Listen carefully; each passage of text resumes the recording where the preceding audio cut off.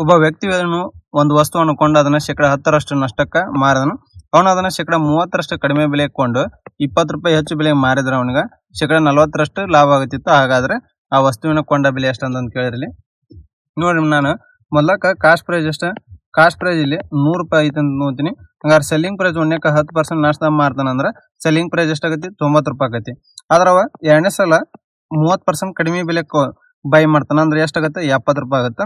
ಅದನ್ನ ಎಷ್ಟು 40% profit ಮಾರ್ತಾನೆ. Selling price ಎಷ್ಟಾಗತ್ತೆ, 70 × 147 ರೂಪಾಯಿ. 100 ಅಂದ್ರೆ ಎಷ್ಟಾಗತ್ತೆ, ಇದು 98 ರೂಪಾಯಿ ಆಗುತ್ತೆ. ನೋಡ್ರಿ, ಇಲ್ಲಿ ಎಷ್ಟು ಜಾಸ್ತಿ ಆಯ್ತು, ಇಲ್ಲಿ ಸೆಲ್ಲಿಂಗ್ ಪ್ರೈಸ್ 8. ಈ 8ರ ವ್ಯಾಲ್ಯೂ ಎಷ್ಟು ರೂಪಾಯಿ ಕೊಟ್ಟನ, ಇಲ್ಲಿ 20 ರೂಪಾಯಿ ಜಾಸ್ತಿ ಮಾರ್ತಾನ ಅಂತ ಕೊಟ್ರ ಅಂದ್ರೆ 20 ಆಯ್ತು. 1ರ ವ್ಯಾಲ್ಯೂ ಎಷ್ಟು ಆಯ್ತು, ಇಲ್ಲಿ 4 ಅಲ್ಲಿ 4 5 ಆಯ್ತು.